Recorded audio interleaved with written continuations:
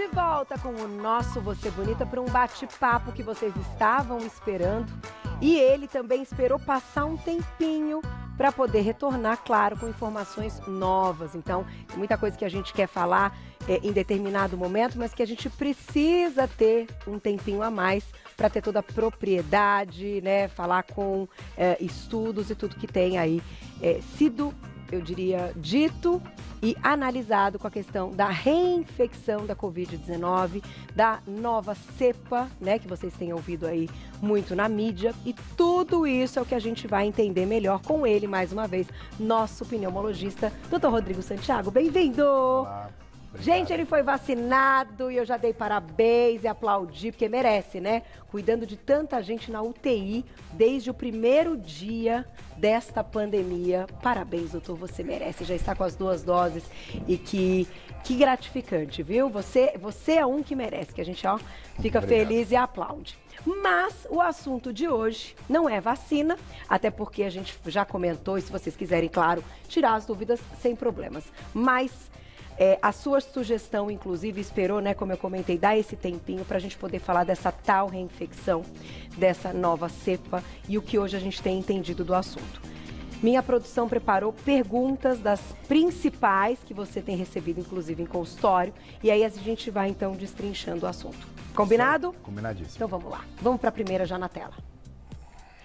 É possível se infectar com o coronavírus mais de uma vez? Qual é a resposta? Fique à vontade. Se você precisar sair, fugir do sim e do não e do depende, também fique à vontade. Mas na medicina a gente sempre foge do sim e do não. Não é? Eu imagino. A gente escuta desde a faculdade que a medicina nunca fala sempre e nunca fala nunca. Uhum. Infelizmente, a gente tem que mexer muito no depende realmente, mas eu não vou ser ensaboado não, vou responder para vocês todos aqui. Bom, sim, é possível ser reinfectado, é possível ter mais de uma vez infecção pelo coronavírus. Por esse novo coronavírus, né, deixar bem claro. Porém, ainda é raro. E tomara que continue sendo raro e cada vez mais, cada vez com menos casos, né? Ainda é raro porque o que acontece? A gente tem a nossa imunidade, que ela acaba sendo adquirida até então, né, através de ter pego a doença. E alguns estudos mostraram, estudos da revista Nature, que é uma revista muito bem conceituada, que a nossa imunização depois de pegar a doença é por volta de uns 6 meses, tá? Uma proteção robusta, é bem verdade. Só que é muito melhor você se proteger tomando vacina do que ficando doente para não ficar de novo, né? Então a gente ainda não tem com dados muito claros, tá? Mas o que a gente tem é que geralmente por 6 meses a gente tem uma chance maior de ficar mais protegido e de não pegar. Ok. Existem reinfecções, são poucas ainda. Eu fiz um vídeo em novembro, até seu pedido, né, que a gente fez naquela época, e ainda está valendo. Estamos agora quase entrando em março, ainda vale. Ainda é raro. Se você não ganhou na cena, você conhece alguém que já ganhou na cena, conhece algum familiar disso. Então, mais ou menos assim a parte da reinfecção. Não é algo muito comum, não. É incomum, mas existe. Por isso, temos que nos cuidar. Vamos para a próxima pergunta e a gente já vai amarrar aquela explicação que eu li um texto muito bom que você mandou na pré-pauta. Eu adoro. Mas vamos para a próxima pergunta para a gente já unir aí essa informação que eu quero que ele passe para vocês. Como saber se fui infectado novamente ou se são sintomas persistentes da infecção que já tive? Era exatamente isso, aquela questão, doutor, que você me explicou quando eu tive até, que algumas pessoas podem ficar com o tal do PCR dando positivo por mais tempo, por outros meses, então até 4, 5 meses. E aí, se essa pessoa, após esse período, faz de novo um PCR e dá positivo, ela tem uma falsa sensação de reinfecção? Além dos sintomas também, né? Então, o lance do PCR é o exame que a gente faz para ver se está com a doença no momento. Tá. Existem alguns casos, também não é o mais comum, tá? Mas a gente tem que pensar em tudo que pode acontecer. Existem alguns casos que a pessoa continua com o teste do PCR por mais tempo dando positivo, dando detectado. E não quer dizer que esteja transmitindo ainda, por isso é uma coisa que todo mundo vem me perguntar, doutor, posso fazer aquele exame de novo para poder voltar ao trabalho? Posso fazer aquele exame de novo para ver se eu estou passando? Não é bem assim. Existem protocolos que às vezes seguem-se, mas na maioria das vezes você vai pelo tempo da doença. Passou esse tempo, você não transmite mais. Tá. Então o PCR ele pode aparecer ainda, mesmo que não esteja infectando, porque o vírus não está ativo transmitindo, mas tem ali pedaços, fragmentos do vírus e que podem sair nesse exame. Tá. Então isso é uma coisa que causa muita confusão, inclusive para saber se tem reinfecção. Agora, quanto aos sintomas, a gente tem que pensar que é muito comum, isso sim é frequente, o pós-Covid, aquela síndrome pós-Covid ou o Covid persistente, né? Em inglês o pessoal tem falado long Covid, que a pessoa pode ter sintomas respiratórios por um tempo, pode ter uma fraqueza por um tempo, pode ter queda de cabelo, a gente vê algumas alterações na tireoide, né? E aí isso acaba atrapalhando todo o metabolismo da pessoa. Então é muito importante que eu repito isso. Teve o Covid, que bom que ficou tudo bem, mas principalmente você, não estou falando de pessoas de 20, 25 anos, mas quem tem a partir de 30, 35, já, principalmente com algum problema de saúde, obesidade, hipertensão, asma, diabetes, procurar um médico para fazer um acompanhamento pós-Covid para ver se está realmente tudo bem, para diminuir a sua chance de ter alguns sintomas. Então você vai tentar diferenciar essa pessoa que tem sintomas do pós-Covid do que ter novamente infecção. Porque ter novamente infecção a gente tem que pensar em outros aparatos, digamos assim, outros exames e outro quadro. A pessoa não teve mais nada e vai ter depois de 3 meses um quadro gripal, geralmente, né, com sintomas mais sugestivos. É diferente daquela coisa que está se arrastando. E também tem um detalhe desse pós, eu posso dizer como paciente, a imunidade para combate, então até para as pessoas que ficaram bem, que foi o meu caso, você está combatendo um vírus muito forte. A imunidade cai, gente. Então o pós, certamente, alguma coisinha, se ainda que combatido o vírus do Covid, mas gastou-se ali aquela energia para acontecer, pode ser que venha algo e um outro vírus ou até outras coisas, né? Ou uma bactéria e que se hospede, que se aproveite do momento que a gente está mais vulnerável no pós-Covid, não é, doutor? Eu tive uma sinusite.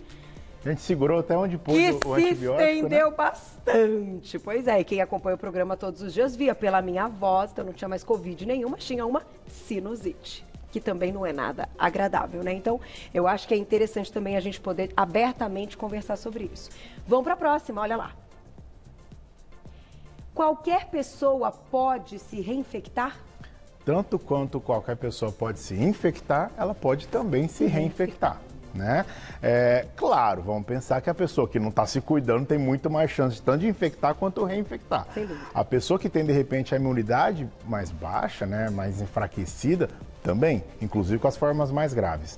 Uma coisa que me preocupa muito, que eu vou puxar um pouquinho esse gancho, eu sempre tento trazer um pouco de leveza, mas é uma coisa que a gente tem que ter preocupação, que a gente sabe pouco ainda, é sobre essas novas cepas, né? Essas variantes novas, eu tenho amigo pneumologista, um grande abraço ao meu amigo pneumologista Arbex, e tem pego alguns casos realmente mais graves, em Araraquara, por exemplo. Que é o que a gente ouviu. O que a gente tem de certo é que ela transmite com mais facilidade. Isso é fato, né, pelos estudos já. Tá. Ainda tem sido uma impressão nossa que alguns casos mais graves têm aparecido também, além da facilidade de transmissão. E casos mais graves em jovens. Então, por favor, que geralmente quem não se cuida, né? Porque a nossa principal preocupação com o jovem é ele pegar e levar para o vovô, para a vovó, para a mãe em casa e aí ser mais trágico. Não, parece que até os jovens estão tendo problemas mais sérios. Então vamos tomar cuidado com essa cepa. A gente tem que brigar sim com os nossos governantes todos para ter logo vacina para todo mundo. Não adianta eu estar vacinado se ninguém tiver vacinado, né? Claro, tem que estar todo mundo vacinado logo. Enquanto a gente está esperando essa vacina para todo mundo, a gente tem que continuar se cuidando para não infectar, para não reinfectar também. Porque até então vocês precisam de mais tempo para ter uma resposta se essas novas cepas também conseguem ficar, vamos dizer assim, amenizadas com a vacina. Amenizadas, hormônios. E isso é interessante que ainda, né? Quanto mais tempo a gente tem vírus circulante, maiores serão as mutações. E aí mutação realmente foge um pouco do nosso conhecimento de se a vacina vai ser eficaz ou não. Então não adianta a gente ficar vacinando devagarzinho, tem que ser mais rápido sim, fica aqui a minha parte da cobrança para os governantes, tem que ser mais rápida essa vacinação para que realmente ela funcione. Claro. Se ficar lerdiano demais, aí as mutações vão começar... Vão tomando espaço. Vão tomar espaço, vão dar a rasteira na vacina. Entendi. Olha lá, próximo. Quais são os critérios, então, para o diagnóstico da reinfecção? Como é que a gente vai ter certeza que houve, então, uma reinfecção? Então, se a pessoa chega lá para fazer o teste, vem um positivo e ela sabe que ela já teve outro PCR positivo em outro momento. E aí? Até um pouco de continuação da pergunta anterior, né? E até também o porquê de não termos tantos casos de reinfecção confirmados.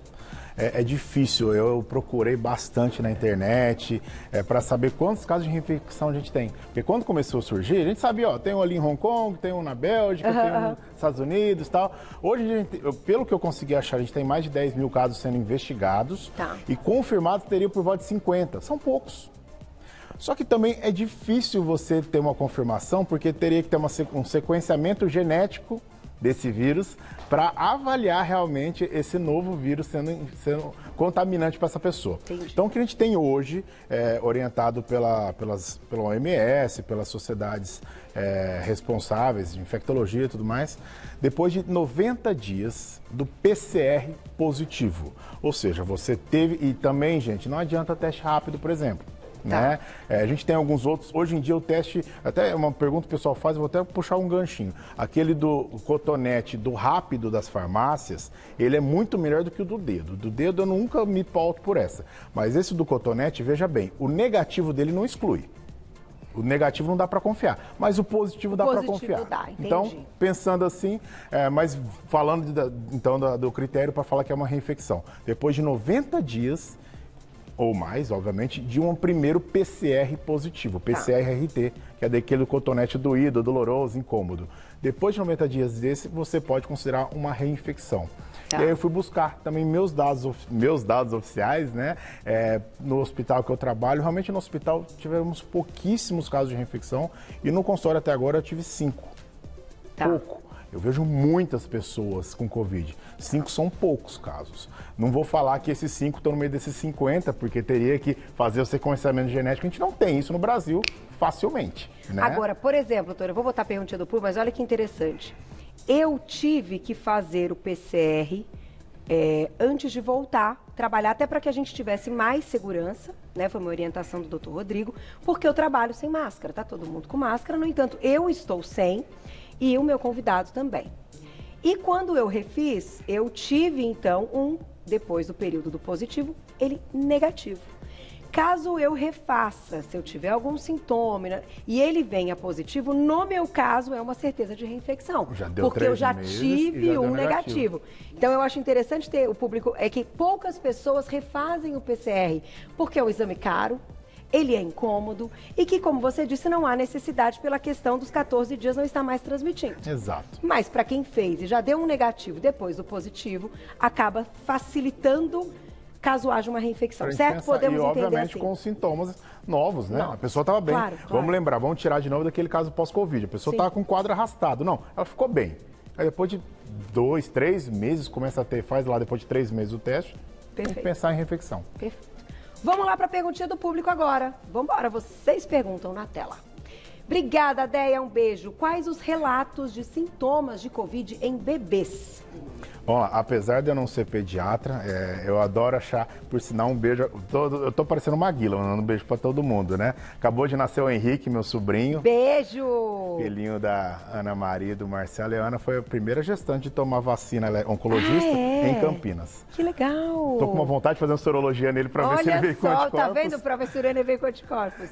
Mas enfim, gente, bebê tem sintomas como qualquer outro bebê, de sintomas gripais, por exemplo. Agora, a gente não tem muitos relatos, ou quase nada de relato, de criança evoluindo mal com coronavírus.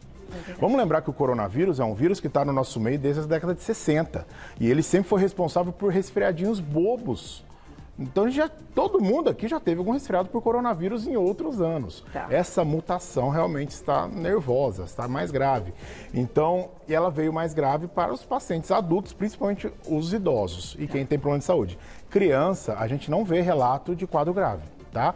Então, a criança, no caso, acaba sendo muito mais importante para tomar cuidado com a babá, com a vovó que está com a criança.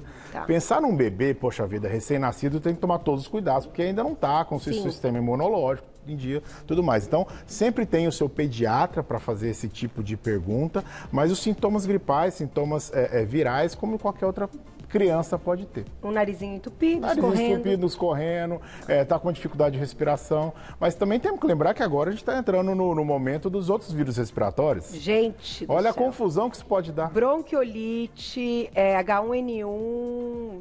Influenza, rinovírus, tudo isso, né? Então, tenha sempre o seu pediatra de confiança, para os bebês principalmente, né? Mas não é para todo mundo sair desesperando. Meu Deus, meu filhinho está escorrendo o nariz, ele vai morrer COVID. de coronavírus. Não. Pelo amor de Deus, você tem que sim afastá-lo das pessoas que seriam mais risco. Perfeito. Mas quanto à criança, tenha calma, tenha parcimônia e procure o especialista, o pediatra. Mais perguntinha na tela. Obrigada, Aline, um beijo. Minha avó tem alergia à dipirona. Ela pode tomar vacina? A vacina tem dipirona? Não. Não. Então ela pode tomar vacina. Pode e deve Agora, tomar vacina. A gente falou sobre isso outro dia, que é uma discussão de pacientes que são mais sensíveis e que acabam tendo reações alérgicas com mais facilidade ao longo da vida por tantos outros motivos, e que precisa conversar com o médico que cuida, né, doutor Rodrigo, para colocar na balança, né? Sem dúvidas. É que, na verdade, por exemplo, a pessoa pode ter uma reação, uma dor no braço. Eu não tive nada, tá? Mas teve gente que teve dor no braço, teve gente que teve febre, por uma vacina ou por outra, né? Agora, é igual todo mundo, a minha briga sempre foi falar assim, não toma vacina da gripe porque ela me dá gripe. Não dá gripe. Não dá gripe. A pessoa muitas vezes está num momento do inverno que tem sintomas de rinite, se confundem com a gripe e sai falando, estou gripado. Não está gripado. Gripe deixa de cama. Então a gente tem que pensar assim que em alguns casos a gente tem que avaliar bem e criteriosamente quem tem que tomar vacina ou não. Tá. Neste caso, a gente está no meio de uma pandemia, então a gente tem que sim abrir bastante esse leque para todos, até porque os pacientes oncológicos, os pacientes com câncer, a gigantesca maioria tem sido liberada assim para tomar. Entendi. Acabei de falar de gestante também. Tá. Tenha sim o seu médico de confiança para procurar e pegar informações individualizadas. Tá. Né? Mas quanto à alergia de pirona, não tem problema. Geralmente a alergia é aos componentes da vacina. Tá. Né? Se tiver alergia a algum dos componentes da vacina, tudo bem, não pode tomar. Caso contrário, não tem problema. Vamos lá, mais perguntinha. Obrigada, Janaína, um beijo. Se a pessoa está com Covid, porém com sintomas leves, ela pode tomar vacina? Gente, e se não sabe, né? Já fiquei pensando nisso também, Janaína. Ótima pergunta. Pergunta maravilhosa. Frio na barriga. Não, ainda não. Se recupere. Mas a recuperação são o quê? Para voltar ao trabalho, de repente, 10, 14 dias? Sim, para voltar ao trabalho, 10 a 14 dias, obviamente de máscara, e voltar às suas atividades. E para tomar vacina já? Não, 30 dias. 30 né? dias. Então... E se não sabe, doutor, você está sem sintoma?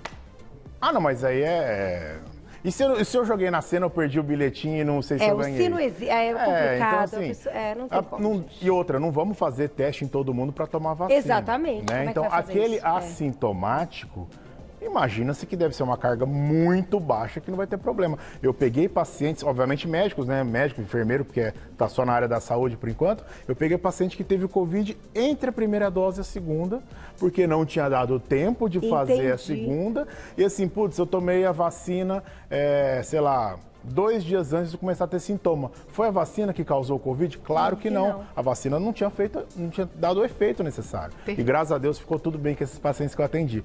Então 30 dias depois do início dos sintomas, ou se não soube do sintoma depois do teste, para tomar a primeira ou a segunda dose, se for o caso. Muito bom. Vamos lá, tem mais. Obrigada, Amanda. Um beijo para você. A mãe que recebe a vacina passa os anticorpos para o seu bebê através da amamentação? A gente até falou isso, né? Na verdade, não dá para saber. Ainda não dá, muito novo, né? A mãe passa anticorpos, sim, para o filho na amamentação. Lógico, o aleitamento materno é algo maravilhoso, é algo lindo e ajuda demais tanto a mãe quanto o bebê, isso é fato, né? E os anticorpos dela geralmente passam. Eu não posso falar com certeza aqui que os anticorpos da vacina vão ser transmitidos pelo aleitamento. Mas tem um relato de um caso, eu até brinquei agora do meu sobrinho, que a mãe vacinada, quando gerou o filho nasceu com os anticorpos, né? Então, será que foi na concepção, né, enquanto estava no ventre da mãe, ou foi depois de ter recebido o aleitamento materno? Não dá para saber. O importante é que sim, continue fazendo aleitamento, que assim você está dando todos os anticorpos para os seus filhos. É verdade. Tem mais. Olha lá, aproveitem, estamos ao vivo. Um beijo, Roberta, obrigada. Gostaria de saber sobre os pulmões. Tive 60% dos pulmões comprometidos. Como eles podem se recuperar? Estou fazendo exercícios em casa. Puxa, doutor Rodrigo, essa daí é para você mesmo. Só pergunta boa. É realmente coisa do dia a dia. É muito legal poder falar para vocês isso aí. Então é o seguinte. A gente estava falando do Covid longo, né? O Covid persistente. Eu vou falar alguns dados, são um pouquinho assustadores, mas assim, nas primeiras 12 semanas, 1 a cada 12 pacientes pode ter sintoma ainda. Depois de 12 semanas. Ai, terrível.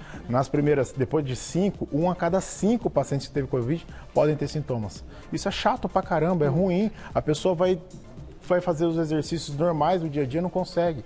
Então a gente pega realmente a grande maioria com queixas respiratórias mesmo, né? Fisioterapia respiratória, reabilitação cardiopulmonar, isso ajuda muito, é o que mais ajuda esses pacientes. Claro que eles devem ser avaliados, né? Tem que procurar um especialista, no caso está com problemas respiratórios, procurar o pneumologista. Já peguei casos de embolia pulmonar depois de mais de 20, 25 dias do início dos sintomas. Já peguei casos que a gente tinha algumas lesões pulmonares importantes que a gente teve que intervir de alguma maneira, né? Medicamentosa que fosse, mas a gigantesca maioria das vezes, exercício é muito bom, mas tem que saber quais exercícios fazer. Então procure um especialista da área, um fisioterapeuta respiratório, que tem tudo para ajudar. E sim, a grande maioria, ainda bem, a grande maioria acaba limpando, eu gosto de falar assim, limpando aquelas lesões pulmonares. No início eu pensei que não fosse. Com o tempo a gente foi vendo que a maioria limpa. Ai, que bom. Graças a Deus. Agora, alguns realmente ficam com sequelas e alguns precisam de tratamento por mais tempo. Seja ele medicamentoso, seja ele com fisioterapia. Então, por isso, sempre procura um especialista. Perfeito. Olha lá, tem mais perguntinha. Essa é da produção. Infecção por uma nova cepa é considerada uma reinfecção? Se a pessoa teve infecção prévia e agora ficou de novo com essa cepa nova sendo verificada, né? Sim, é considerada reinfecção. E é aí que mora o nosso grande medo. Porque eu falei de 5 pacientes, né, e não dei spoiler. Agora eu vou falar dos meus 5 pacientes. Nenhum deles precisou de medicação na reinfecção. Foram todos muito tranquilos, muito leves. Fizemos aquele segmento que você sabe bem que eu faço. Fomos acompanhando, pedimos os exames, tudo. Foi tudo muito bem. E o nosso grande medo é caso essa reinfecção seja pela nova cepa, que parece, não estou dando certeza, que parece ser mais agressiva. Repito, certeza é que ela transmite com mais facilidade, isso é fato. Que ela é mais agressiva, ainda não temos essa certeza, mas temos uma impressão. Então, o nosso grande medo é que uma reinfecção por essa cepa nova, que está vindo, gente, está espalhando, que ela seja mais grave. Tomara que não. Mas por isso que as pessoas precisam manter as máscaras, precisam lavar as mãos, precisam ter mais paciência para realmente manter o distanciamento social, evitar principalmente aglomeração. Eu não estou falando para ninguém ficar preso em casa não, gente. Eu não sou dessa patota, digamos assim. Mas tem que evitar sim aglomeração, tomar os cuidados necessários. Lembrar como é que é a transmissão. O tempo todo a gente tem que estar lembrando como é a transmissão. Então, se você está num ambiente, mas você está com distanciamento, no nosso caso nós estamos com distanciamento. Sim. Porque estamos sem a máscara. Mas se a gente tivesse de máscara, aumentava ainda mais a nossa segurança. Então, assim, é isso, né? Falando de máscara, puxando um gancho importante também. Tem pessoal falando, 2 máscaras, tal, como que vai ser, como não vai. Isso é interessante. Estamos no Brasil, que infelizmente a gente não tem as mesmas condições da Europa, dos Estados Unidos, né? Então a gente tem visto na Europa, onde tem rolado as novas cepas que vieram da Inglaterra, no caso deles, que tem sido orientado de usar as máscaras cirúrgicas, realmente as máscaras N95, aquelas mais protetoras, que apenas nós da área da saúde acabamos usando. Por quê? Porque primeiro que no Brasil não vai ter para todo mundo, segundo que é caro pra caramba. né? Então, uma dica importante, e não é ficar dando nozinho, que isso pode ficar ruim, porque pode ter frestas na máscara. Uma dica interessante é o seguinte, usa 2 máscaras. A máscara de pano e, de repente, uma descartável. Tá. Porque se, de repente, cada uma delas protege por volta de 40% das partículas, usando as 2 juntas, chega a mais de 90%.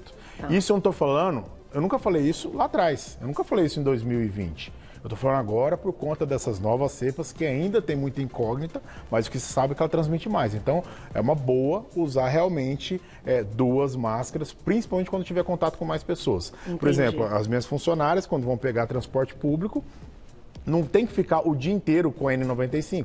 Mas na hora do transporte, que tem muito mais gente, uma aglomeração maior, usar sim a N95 com uma outra, né? Olha, que aí a gente consegue evitar de ficar usando muito. Então são algumas técnicas, algumas táticas que a gente vai passando para a população. Sem dúvida, porque quando você diz que ela transmite mais, é que a gotícula, então... É mais agressiva na transmissão. Uma boa notícia que acabou de sair, é sempre um tapa aqui, um agrado ali, né? Acabou de sair que aquele medo que a gente tinha da superfície está cada vez mais em desuso, tá? Cada vez menos a gente tem que pensar em superfície de ser transmissível. Porque ele morre. Ele fica inativo. Claro, uma pessoa acabou de espirrar aqui, eu vou lá, pego e ponho, né? Não tem jeito. Entendi. Mas geralmente fica na superfície, ela pode até durar bastante tempo, mas ela perde a sua atividade de transmissibilidade. Entendi. Então vamos pensar no foco principal, evitar o contato direto com as pessoas na parte de falar, por conta da... Ai, gente, beijo, abraço, cumprimentar assim, perto. E volta a dizer, vamos brigar para a gente conseguir logo as nossas vacinas para todo mundo. É isso aí. Perguntinha do público. Obrigada, Luciene, um beijo para você. Minha filha tem angioedema hereditário. Gostaria de saber se tem algum risco de uma reação alérgica se ela tomar vacina. Vou usar a expressão, e você me apertou sem me abraçar. Esse é uma doença realmente rara, espero que ela seja muito bem acompanhada. Por sinal, eu vi essa doença, além da faculdade, eu fui ver num episódio do House. Jura? Juro, é raro. Mas assim, tem que falar com o seu médico, igual a gente falou agora há pouco. Tá? Não tem relatos de contraindicação a alguém que tem angioedema hereditário. Agora, quantos anos tem a sua filha? Ela está longe da fila da vacina. Até chegar na vez dela, tem muita coisa para a gente aprender, muitas águas vão passar debaixo da ponte para a gente saber se ela tem indicação ou não. Muitas vezes perguntam, meu filho tem asma, tá? Não, ele não tem contraindicação, pelo contrário, ele tem indicação, mas até chegar nele, calma, eu estou preocupada com você, não com seu filho, com a avó do seu filho, né, com a sua mãe. Entendi. Então, vamos brigar para sair logo essas vacinas para todo mundo. Mas, doutor Rodrigo, importante lembrar também, a gente está falando da questão da vacina, que tem que tomar, né, gente? Essa ideia de não tomar a vacina, enfim, pensando numa pandemia que a gente está vivendo, acho que nem cabe na discussão. Mas, lembrar então que a gente, mesmo vacinado, então no seu caso, você vacinado com as 2 doses, você está desenvolvendo uma imunidade, no entanto, você pode se contaminar. A vacina veio para diminuir o agravamento do contágio, certo? Certo, perfeito. E neste caso, se você tiver sintomas, você ainda vacinado tem que fazer um PCR. Sim, e eu posso transmitir. É isso? E pode transmitir? Eu posso transmitir. Então, assim, por isso que eu tô falando que tem que ser todo mundo ser vacinado. Se eu tenho ínfima chance de virar óbito, Deus me livre e guarde. Porque os estudos mostraram que a gente não tem, depois que você toma vacina, 100% não teve internação, por exemplo. Estou falando do caso que eu tomei, a Coronavac. E aí 50% de chance de não pegar, e se eu pegar, a chance é de ser muito leve. Mas se eu pegar, eu posso transmitir. Exato. Então eu só me protegi, mas não estou protegendo as pessoas. Por isso que tem que todo mundo vacinar, para a gente diminuir cada vez mais a chance. Até matemática. Sendo mais leve para alguém vacinado, pode transmitir, mas transmite já menos, porque vai ter menos sintomas. E vai diminuindo cada vez mais. Então vamos diminuindo cada vez mais. Né? É isso, gente. Todo mundo fazendo a sua parte com responsabilidade, né? Vou deixar o contato do Dr. Rodrigo, que ele realmente é nesse papo leve, que a gente tem que se preocupar, mas que a gente também tem que dar o respiro, porque senão não dá, é muito difícil, né? Vai lá no Instagram para segui-lo, ele coloca vídeos, coloca live, @doutorabreviado Rodrigo Santiago, @doutorabreviado Rodrigo Santiago, para todo mundo acompanhar o trabalho, fazer perguntinhas. Obrigada mais uma vez e parabéns pelas 2 doses, fiquei muito feliz. Beijo, viu, doutor? Obrigado. Até a próxima. Beijo na sua família querida, na sua mamãe, que me presenteou, muito querida.